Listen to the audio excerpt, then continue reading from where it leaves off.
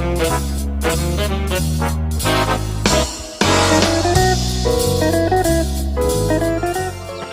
छोटे से गांव में सखुबाई नाम की औरत रहा करती थी। वो बहुत ही गरीब थी, किराए के घर में रहती थी। उसके पति को गुजरे 2 साल हो गए थे। उसे एक लड़का भी था, उसका नाम था राजेश। वो पढ़ाई में बहुत ही होशियार था। पति के गुजरने के बाद घर चलने की सारी जिम्मेदारी सखुबाई के कंधों पर आई थी। साथ में राजेश की पढ़ाई का बोझ भी था। सखुबाई हमेशा सोचती कि उसका बेटा एक दिन बड़ा अफसर बने। सखुबाई जब काम करती तो राजेश भी उसके साथ जाता। सखुबाई लोगों के घर जाकर बर्तन मांजती तो कहीं खाना बना देती, तो राजेश बैठे बैठे लोगों के घर आए अखबार को बड़े ध्यान से पढ़ता। एक दिन जब राजेश अखबार पढ़ने लगा तो एक मालकिन ने बड़ी कुत्सित से कहा, अरे राजेश, अखबार पढ़ के क्या तू बड़ा अफसर बन जाएगा? इससे अच्छा तो माँ के काम में हाथ बटा, कम से कम उससे कुछ मदद तो हो जाएगी। इस पर राजेश बोला, मालकिन, मुझे बड़ा अफसर बनना है, कलेक्टर बनना है। हम किताबें नहीं ले सकते, इसलिए ज्यादा ज्ञान के लिए मैं अखबार पढ़ता हूँ। मालकिन बोली, तुम और कलेक्टर शक्ल देखी है आपने? और मालकिन जोर जोर से हंसने लगी। सखुबाई को ये बात बहुत बुरी लगी और वो दोनों वहां से चले गए।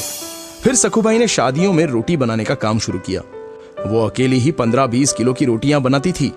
इसके लिए वो सुबह 3 बजे ही अपना काम शुरू कर देती थी। उसके साथ राजेश भी उठता था और माँ को मदद करके अपनी पढ़ाई करता था। एक दिन अचानक मकान मालिक उनके पास आए और बोले, क्या सखुबाई, तुम और तुम्हारा बेटा 3 बजे ही उठ जाते हो और ये लाइट जलाते हो? बिजली का बिल ज्यादा आ रहा है तुम्हारी वजह से। एक तो बिल ज्यादा दिया करो या फिर कमरा खाली कर दो। और मकान मालिक गुस्से से वहां से चले गए। फिर राजेश ने लालटेन जलाई और पढ़ाई करने लगा। माँ भी उस प्रकाश में रोटियां करने लगी। ऐसे ही राजेश ने अगले कुछ साल जी लगाकर पढ़ाई की और क्लास में हमेशा अव्वल आने लगा। राजेश की लगन देखकर अगली पढ़ाई के लिए उसके गुरुजी ने उसे दिल्ली जाने की सलाह दी और खुद खर्चा उठाने की जिम्मेदारी ली। राजेश तो 22 साल का हो गया था। फिर क्या था, राजेश दिल्ली चला गया और वहां खूब पढ़ाई की।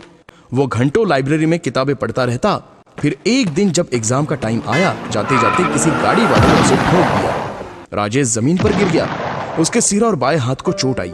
अब वो सोचने लगा, मेरे बाएं हाथ में चोट लग गई है और सिर से खून भी बह रहा है। इस हालत में अस्पताल जाऊं या एग्जाम देने? अगर अस्पताल गया तो मेरा ये पूरा साल बर्बाद हो जाएगा और मेरे लिए मुमकिन नहीं है ये। फिर दिल्ली में रहने का मेरा खर्चा भी कौन उठाएगा? मेरे सिर्फ बाएं हाथ पर चोट लगी है, पर दायां हाथ तो अभी अच्छा है। मैं इस हाथ से एग्जाम दूंगा। और फिर राजेश वहां से सीधा परीक्षा केंद्र गया और परीक्षा दी। परीक्षा देने के बाद राजेश अस्पताल में भर्ती हुआ और इलाज करवाया। राजेश ने अस्पताल में भी पढ़ाई जारी रखी और इंटरव्यू अटेंड किया। फिर कुछ दिन के लिए राजेश माँ के पास गांव वापस चला गया। कुछ दिनों बाद रिजल्ट के दिन माँ ने अखबार खरीद कर लाया और राजेश को परिणाम देखने को कहा। राजेश ने रिजल्ट देखा तो उसने जोर से चीख निकाली, माँ, मैं पास हो गया, तुम्हारा बेटा अफसर बन गया, मैं कलेक्टर बन गया हूं माँ। ये सुनते ही माँ की आंखों से आंसू आ गए और वो दोनों रोने लगे। तो दोस्तों, क्या समझे इस कहानी से कि हमें हमेशा अपना लक्ष्य प्राप्त करने के लिए मेहनत करनी चाहिए। दुनिया चाहे हम पर हंसे या मजाक उड़ाए, लेकिन हमेशा अपने लक्ष्य का पीछा करना चाहिए। कामयाबी जरूर मिलती है।